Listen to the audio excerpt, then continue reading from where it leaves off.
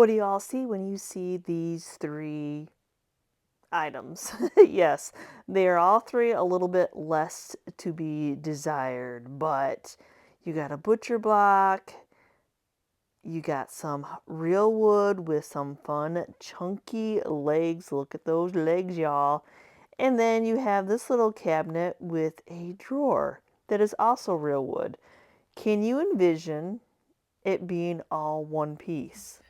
Hi guys, welcome back to the channel. Yes, in today's video, it is a Frankenstein piece. It has been a while since Chris created a Frankenstein, which is multiple items that are never meant to be together, now created into one furniture item. These items all came from an auction haul where we were bidding on one 3-drawer cubby that Chris wanted, and then these pieces came with it. So instead of redonating it, he decided that he felt as if he could make something out of the three of these. And of course, after getting them all disassembled, did y'all want to see him? When it comes to tearing things apart, men definitely love to do that. So yes, he got them all taken apart, and now he's deciding which pieces and parts he's going to be keeping to use. Now, I'm not sure what the little cupboard with the drawer was used for. It's definitely very squatty. So, being able to come up with the idea to use the frame off the coffee table and those are very unique legs that were on this coffee table. I can't say that I've ran across any of those before. So, he's going to cut down the frame of the coffee table to use to help lift up this little squatty drawer. Now that he has it cut down, he needs to release the glue. That block is glued in place. So with the use of a heat gun and a pry bar and a hammer, he's going to just ever so gently just tap that on there to help release that glue so he can use that end piece. Seems ironic, doesn't it? That now he has to use glue to reattach it to the cut down frame.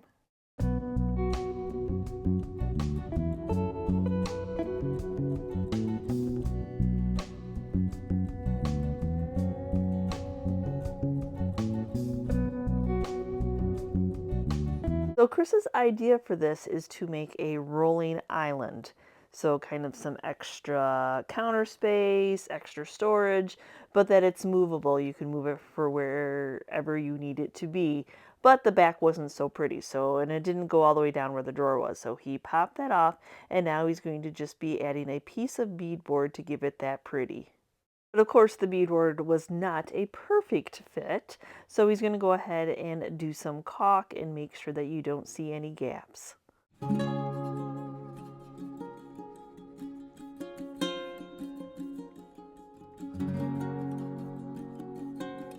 So now he needs to attach the legs back down to the shortened frame. So he's going to be adding some Titebond glue and then using the same screw system that was already there before he shortened it back up. So it'll be that nice tight fit. So now it's time to dry fit the two together to see if one is tall enough, because that was the whole goal. You got this nice heavy wood cabinet that was just kind of squatty, and then he wanted to flip it actually around. It probably wasn't meant to go this way, but I kind of like that space that it creates. So now we have two pieces that are trying to become one.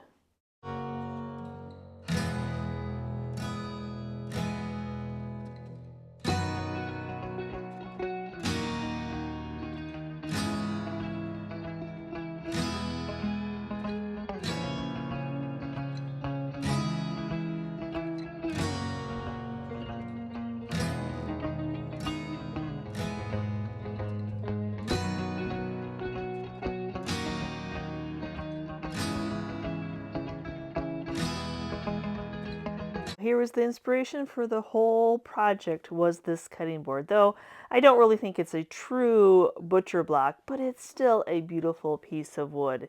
And other than being stained up, it doesn't have any cut marks on it, so that is a blessing in itself.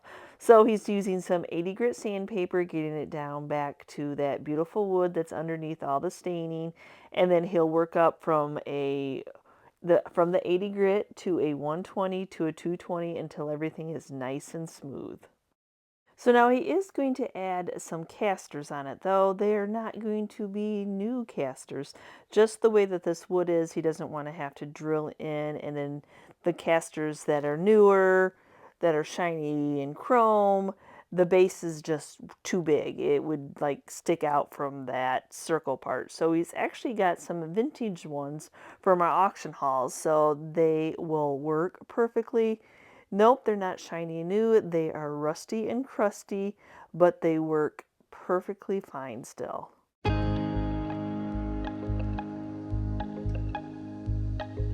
And with a little WD-40, yes, they still have that beautiful patina. They are all cleaned up and they are ready to roll. And I know that seems silly just to put them on, just to take them off, but it's great to dry fit them. Make sure that they're going to work, make sure that it's going to roll, make sure that everything is level before painting it.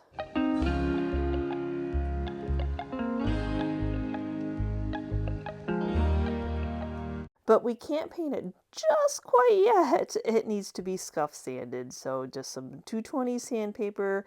Luckily, it wasn't really heavily top coated.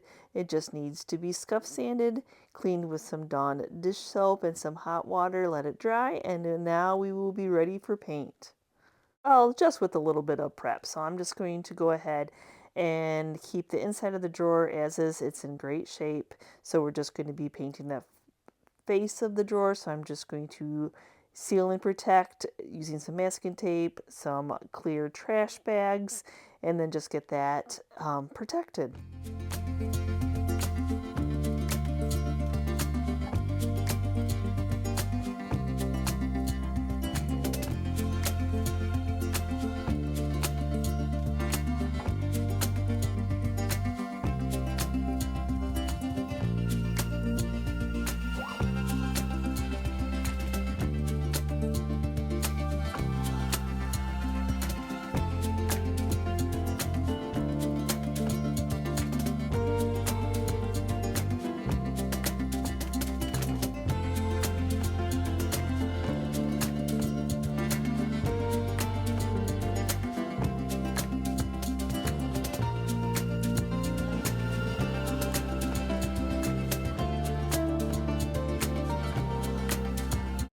So now it's time to finish this piece up. So we are going to go ahead, and Chris has got some 220 sandpaper, and he's going to distress those edges. This drawer has some fun little details to it that he wants to pop. And then after getting the sides and that distressed, he's going to go back in with some steel wool and make sure that everything is nice and smooth.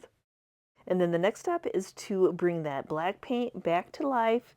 And to do that, he is using some Howard's natural wax. It's just a clear wax that'll leave a wonderful finish. And then while he's doing the front side, he's also going to do the inside, and that'll just freshen up this drawer. And the weird thing is this drawer didn't have any type of a handle or a knob to pull it open. So he is adding one, though I didn't have anything quite as rusty and crusty as the wheels, but they're really not that close to each other. So I thought this piece that we had in our stash would work perfectly. And you kind of needed something that stuck out just the way the cutting board stuck out from the top. You needed something a little bit on the longer side. So this pole worked perfectly. So now the thing with the island is there's that big space. So as I'm looking around my shop and we're working on this piece, I spy one of the crates that I had picked up for a couple bucks at an auction. I can't pass them up if nobody else is buying them. So Chris took the time to sand it all down, because if you know these crates, they are raw and snaggy. So he sanded it all down, and now he's going to revive that wood back up, and he's actually using some weathered oak, and this is just going to give it that nice rustic feel. After that stain had dried overnight, I'm going to go back in and give it a couple coats of polycrylic. Yes, I'm trying to make this crate feel nice and smooth. So a couple coats, flipping it over. I want somebody to be able to use this crate if they want to. We're going to sell it with this island as is. The goal for trying to get this smooth is this is going to be moved in and out of that cubby space, and I don't want it to rub on there. Yes, I'm going to add some little rubber feet to it, but I want to make sure that it's nice and smooth. And then I also thought, you know, it has a pretty side and it has, you know, it's not so pretty because it wasn't stapled correctly. So I'm going to go ahead and use some of the Funky Junks palette stencils and just add a few little numbers to the front side.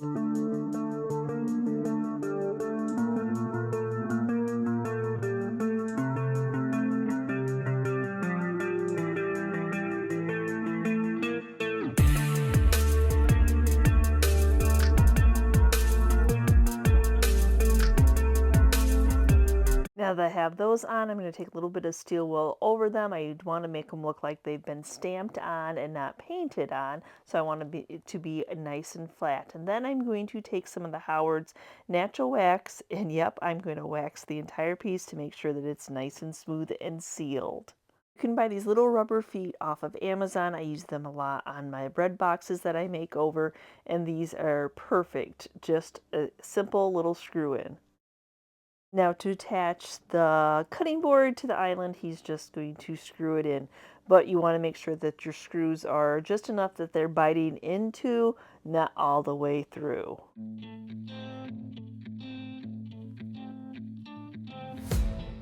Now there's just one more step before this is complete, and that is adding cutting board oil to that newly sanded, refinished cutting board.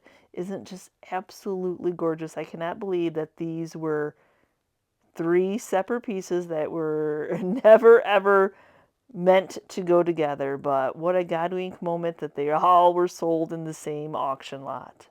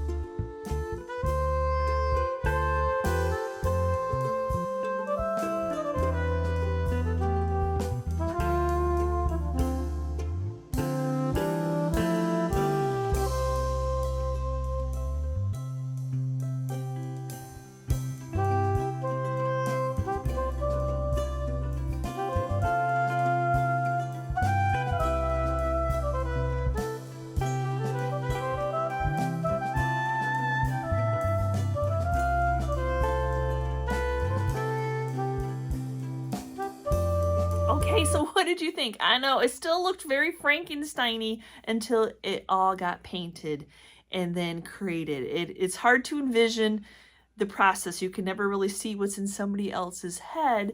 And then I wasn't even sure when he flipped the drawer over, and I'm like, oh, yeah, okay. But then there was all that space, and we just happened to have a crate that fit that space. So another little God wink moment there. So yes, it's absolutely gorgeous. It's definitely an original, not something that everybody else is going to have, but it's nice to have it on wheels.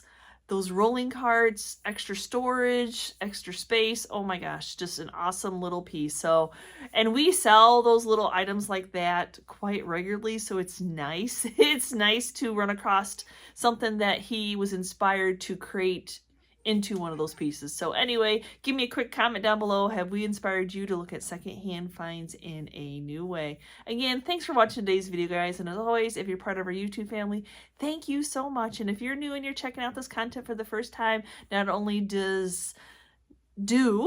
we create furniture pieces, makeovers, secondhand finds are our jam. So a lot of times I am making over. Chris is always helping me make them over too. You just never know what's going to be in one of our videos. So again, thanks for watching, guys, and we will see you next time, and you can see what we're up to.